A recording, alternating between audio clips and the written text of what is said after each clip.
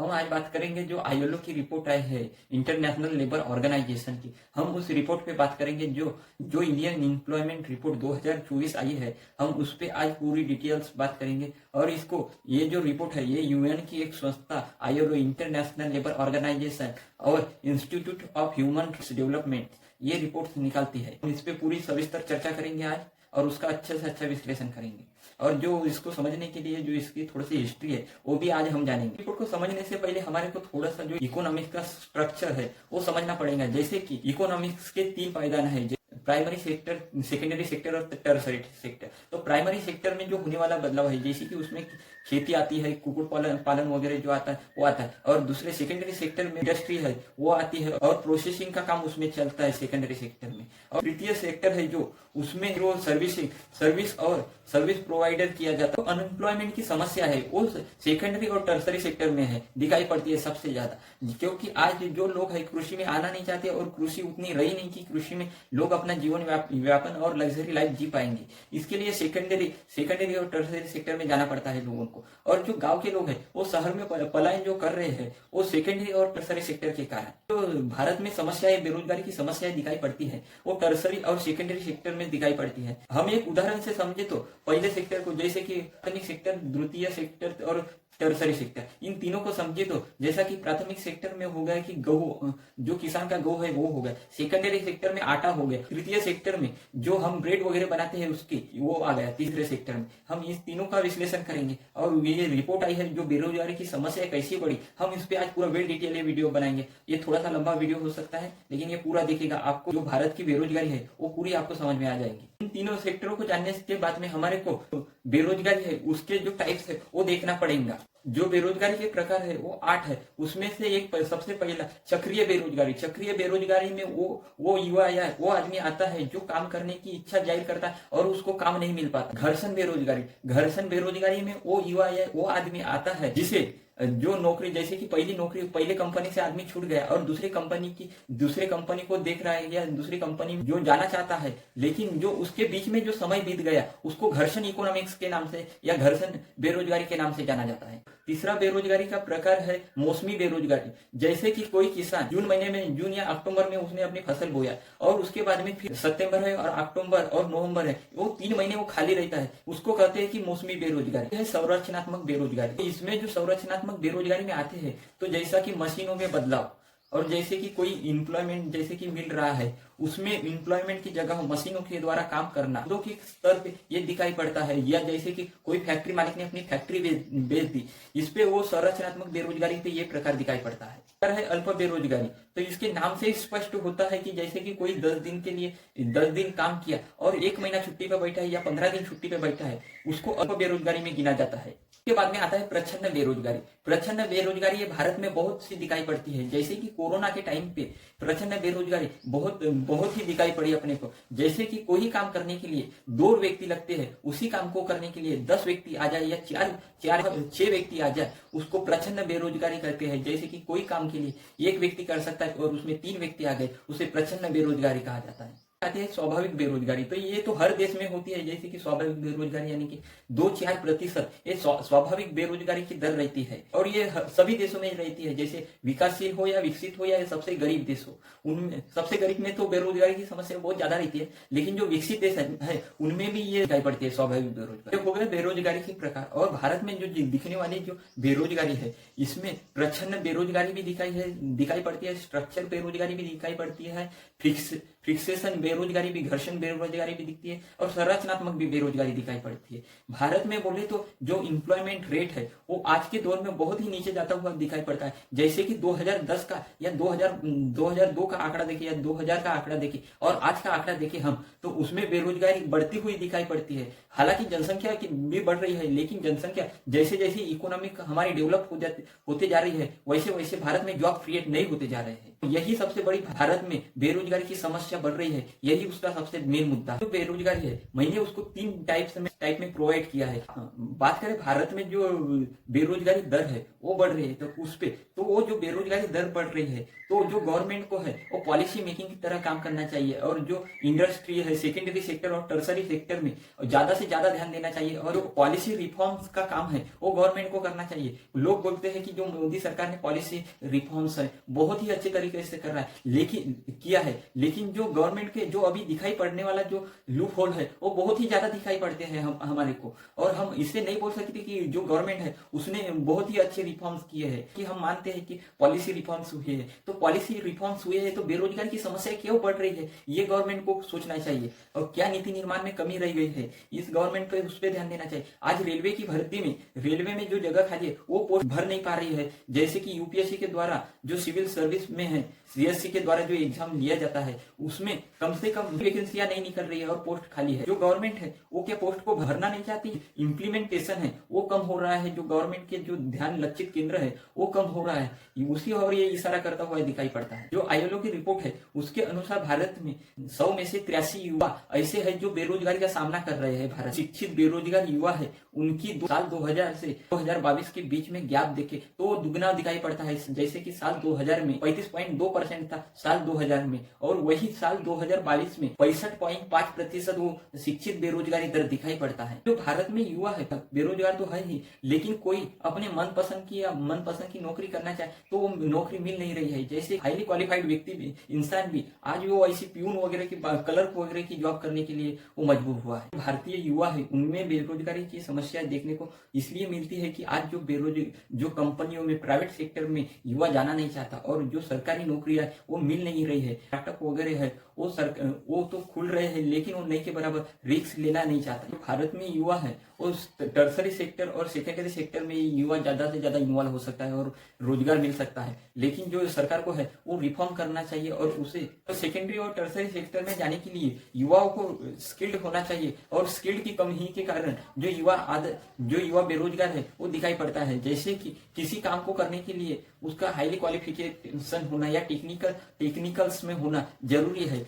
जो युवा सेकेंडरी और टर्सरी सेक्टर में जाना भी चाहेगा उसे गवर्नमेंट जॉब की जरूरत महसूस होती है, क्योंकि जैसे कि कोरोना के टाइम पे हमने देखा कि लाखों नौकरियां छूटी और लाखों कंपनियां बंद हुई जिनका कोरोना में कोई अस्तित्व नहीं रहा। वैसी नौकरियों में आज कोई युवा काम करना क्यों चाहेगा, क्योंकि उसको ना जॉब सिक्योरिटी मिलती है, ना पेमेंट्स मिलती है, ना उसको कुछ सिक्योर लाइफ में कुछ सिक्योरिटी मिलती है। उस हिसाब से आज प्रचंड बेरोजगारी की तरफ भारत बढ़ रहा है। सबसे ज्यादा बेरोजगारी की दर देखिए अपन उत्तर पूर्वी राज्य है उनमें सबसे ज्यादा बेरोजगारी की समस्याएं दिखाई पड़ती है हमारे को, जैसे कि उत्तर प्रदेश हो गया, बिहार हो गया, झारखंड हो गया, एमपी हो गया, छत्तीसगढ़ हो गया, उड़ीसा हो गया, जो पश्चिम बंगाल हो गया, और उसके बाद में वो 7 सिस्टर राज्यों में वहां पे प्रचंड बेरोजगारी की समस्याएं ज्यादा से ज्यादा दिखाई पड़ती है। वैसे ही फिर पश्चिम और दक्षिण के राज्यों को देखें, जैसे कि तमिलनाडु हो गया, कर्नाटक हो गया, महाराष्ट्र हो गया, गुजरात हो गया, इन राज्यों में थोड़ी स्थिति ठीक दिखाई पड़ती है। जो बेरोजगारी की समस्या दिखाई पड़ती है उसमें से सबसे ज्यादा अनसिक्योर्ड फील होना, जैसे कि किसी को हाईली एजुकेशन होने के बाद भी उसको मनचाही नौकरी नहीं मिलती, वेतन नहीं मिलता ढंग का, और दूसरी बात बोले तो वो सिक्योर फील नहीं, चलो जॉब कब जाएंगे उसका भी कुछ पता नहीं रहता, और लाइफ में भी इनसिक्योर फील होता है। इन्हीं के कारण जो युवा है वो आज भी गवर्नमेंट नौकरी की तरफ ज्यादा ध्यान दे रहा है, और जो प्राइवेट नौकरियां है उनमें सबसे ज्यादा अनसिक्योर फील करता है। इसलिए जो आज 10 वैकेंसी हो गई वो 10 वैकेंसी के लिए लाखों फॉर्म आते हैं, यही है प्रचंड बेरोजगारी की तरफ बढ़ता हुआ, शैक्षणिक बेरोजगारी की ओर बढ़ता हुआ देश। साल 2000 में 50% युवा सेल्फ एम्प्लॉयमेंट कर रहे थे, आज वही 2022 में देखिए 47% युवा सेल्फ एम्प्लॉयमेंट कर रहे। इकोनॉमिक्स बढ़ गई, देश के राजनेता बदल गए, और जैसे जैसे देश में और इकोनॉमिक्स बढ़ती जा रही है लेकिन जो जॉब क्रिएशन है वो नहीं हो रहा है। कहीं ना कहीं भ्रष्टाचार और जो शिष्टाचार की है वो कमी दिखाई पड़ती है। इसी के कारण जैसे कि रेलवे में आज नौकरियां नहीं मिल पा रही है क्योंकि वो प्राइवेट हाथों में चली गई है। प्राइवेट हाथों में जाने के कारण जो जॉब क्रिएशन है वो जो 2 व्यक्तियों का काम है वो 1 व्यक्ति को करना। साल 2000 से 2022 तक देखे अपन तो उसमें जो श्रम भागीदारी बल है वो बड़ा है और श्रमिक जनसंख्या अनुपात है, जैसे कि पहले 10 व्यक्ति काम करते थे तो आज 20 आदमी काम कर रहे हैं और जनसंख्या बड़ी है। बेरोजगारी की समस्या भी दिखाई पड़ती है और दीर्घकालीन गिरावट भी इसमें आई है। 2018 के बाद कोरोना लगा और उसके बाद में फिर जो थोड़ा सा सुधार देखने को मिला, लेकिन वो सुधार नहीं, जो कोरोना जो नौकरियां गई थी वही नौकरियां मिली, वही वो ऐसा दिखता है कि जॉब बहुत अभी मिल रही है, लेकिन वो जॉब मिल नहीं रही। प्राइवेट सेक्टर अपने जॉब्स को भर रहा है।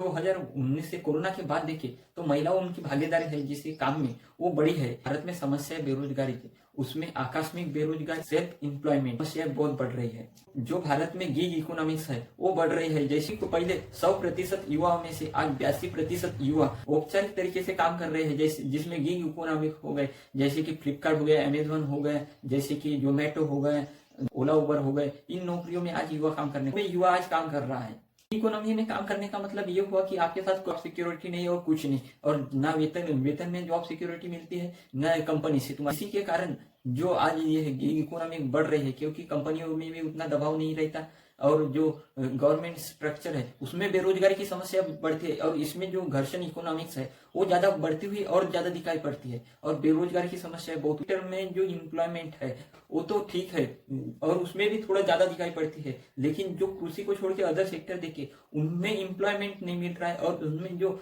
इकोनॉमिक्स रिफॉर्म्स है वो नहीं हो रहे हैं। चाहे गवर्नमेंट कितना भी कह ले कि हमने इकोनॉमिक्स रिफॉर्म्स किया है, लेकिन उसमें आज भी देखिए तो वेल डिटेल देखेंगे तो आज भी जो इकोनॉमिक्स रिफॉर्म्स है वो दिखाई नहीं पड़ता है, या भ्रष्टाचार दिखाई पड़ता है या उसमें कुछ स्ट्रक्चर प्रॉब्लम्स दिखाई पड़ती है। भारत में अनौपचारिक नौकरियों का सिलसिला है वो बढ़ता हुआ जा रहा है और भारत के 90% ऐसे शिक्षित बेरोजगार है जो 90% अनौपचारिक क्षेत्र में काम कर रहे हैं युवा। भारत में जो नौकरियां मिल रही है, क्रिएट हो रही है, लेकिन टेक्निकल क्षेत्र में युवाओं को ज्ञान न होने के कारण युवा बेरोजगार है और जैसे जैसे भारत में जो ट्रेनिंग से संबंधित है वो नौकरियां क्रिएट हो रही फील्ड है वो कम दिखाई पड़ती है। इसी के कारण जो युवा है वो आज बेरोजगारी की समस्या से ज्यादा और गुजर रहा है। आज युवाओं के पास कौशल की कमी है, जैसे कि किसी टेक्निकल क्षेत्र में, सॉफ्टवेयर क्षेत्र में। आज रिपोर्ट के अनुसार आज भी ऐसे 75% युवा है जिनको ईमेल भेजना नहीं आता। आज भी ऐसे 60% युवा है जो कॉपी और पेस्ट करने में असमर्थ दिखाई पड़ते हैं। 90% ऐसे युवा है जिनको गणितीय स्प्रेड कॉपी पेस्ट करना नहीं आता या असमर्थ है उससे। कार्य बल और टेक्नीशियन में जो कमी दिखाई पड़ती है ये यहाँ से दिखाई पड़ती है। इसलिए सरकार को इसमें अप्रेंटिसशिप जैसे कानून लाना चाहिए। जैसे कि राहुल गांधी ने अभी हाल ही में मैं उनका एक इंटरव्यू सुन रहा था, उनमें कहा था कि अप्रेंटिसशिप कानून देश में ज्यादा जरूरी है। तो भी ऐसा लग रहा है कि वो सबसे ज्यादा जरूरी, जैसे कि अभी नौकरियां क्रिएट हो रही है, नौकरियां जो है टेक्निकल ज्यादा दिखाई पड़ती है, वेरिएबल ज्यादा दिखाई पड़ती है और यह आर्टिफिशियल इंटेलिजेंस वो बहुत ज्यादा नौकरियां खा रहा है। उसे दिन या नई नई टेक्नोलॉजी निकलती है, उस हिसाब से आदमी को वेरीफाइड होके आगे बढ़ना चाहिए। भारत की नौकरी में और ये पॉइंट रिपोर्ट में दिखाई पड़ता है लैंगिक असमानता का, आदमी और महिलाओं में भेदभाव का। जॉब क्रिएशन है, महिलाओं को अपॉर्चुनिटी ज्यादा नहीं है और जो उनके वेतन है उसमें भी कमी है और महिलाओं के लिए सिक्योरिटी है वो कमी दिखाई पड़ती है। उसके कारण जो महिलाओं में और पुरुषों में जो अनुपात है वो कम होगा दिखाई पड़ता है। उसमें एक जातीय फैक्टर भी है, जैसे कि ओबीसी में जो नौकरियों में है वो कास्ट फैक्टर भी बहुत मायने दिखाई पड़ता है। जैसे जो एससी और एसटी है अच्छे जॉब बहुत ही कम भागीदारी दिखाई पड़ती है और जैसे अनौपचारिक जो जॉब्स है, रोजगार है, उनमें उनकी ज्यादा भागीदारी दिखाई पड़ती है। गवर्नमेंट को ज्यादा से ज्यादा सोचना चाहिए। तो गवर्नमेंट नौकरियों में भी है तो आरक्षण की सुविधा की जाती है, लेकिन किस हद तक कोई है ये देखना चाहिए और एससी एसटी या ओबीसी को है वो किस हद तक ली जा सकती है ये देखना चाहिए। जैसे कि अभी जो भारत में कैबिनेट सिक्योरिटी है वो वहां पे देखिए तो जैसे कि एससी और एसटी की भागीदारी बहुत कम है और ओबीसी की भागीदारी बहुत कम है। जो जनरल कास्ट के है उनकी भागीदारी ज्यादा दिखाई पड़ती है। गवर्नमेंट ने क्यों आरक्षण की व्यवस्था की है कि उनको भी अच्छे पोस्ट पे ले जाया जाए इसलिए, लेकिन गवर्नमेंट इसके अपने कुछ लूप होल के कारण जगह ज्यादा नहीं दे और यही सबसे जो एससी एसटी में जो जॉब डिलाइजेशन का जो फेज दिखाई पड़ता है ये यही से शुरू होता है। करें अदर देशों के बीच और भारत के बीच, अदर देशों में जैसे कि यूरोपीय कंट्रीज हो गए या दूसरे कंट्रीज हो गए, उसमें से जैसे कि बेरोजगारी जैसे कि जॉब का 3% गवर्नमेंट सेक्टर में दिया जाता है, लेकिन वो भारत में सिर्फ 3% है। भारत में 3 से 4% सिर्फ गवर्नमेंट सेक्टर में दिखाई पड़ता है और जो बाहर के देश है उनमें 10% तक गवर्नमेंट सेक्टर में आप जगह दिखाई पड़ती है। तो बेरोजगारी वहां पे इसलिए उसको 10% दी भी जाए, लेकिन ठीक है कि वो कम है, लेकिन गवर्नमेंट सेक्टर ने उतनी अपनी पूरी जगह भरनी चाहिए। और जो एमएसएमई है उनको उस सेक्टर को थोड़ा सा मजबूत किया जाना चाहिए। प्राइवेट में जो कंपनियां हैं उनमें इकोनॉमिक्स रिफॉर्म्स वगैरह थोड़े से होने चाहिए। इस रिपोर्ट में देखें तो कुछ रोजगारी है उस पर कुछ सुझाव दिए गए हैं, जैसे कि रोजगार में सृजन करना और बेरोजगारी गुणवत्ता में सुधार करना, श्रम भागीदारी समानता को दूर करना, जो बाजार में असमानताएं है उनको भी जो कौशल और श्रम बाजार है उसमें नीतियों को मजबूत करना, श्रम बाजार में और जो शैक्षणिक और अप्रेंटिसशिप जैसे शैक्षणिक कौशल है उनको प्रोत्साहित करना और प्रोत्साहन देना। उस रिपोर्ट में ये सुझाव दिए गए हैं। और ये वीडियो आपको कैसा लगा ये कमेंट करके बताइएगा और लाइक और सब्सक्राइब जरूर कीजिएगा। धन्यवाद।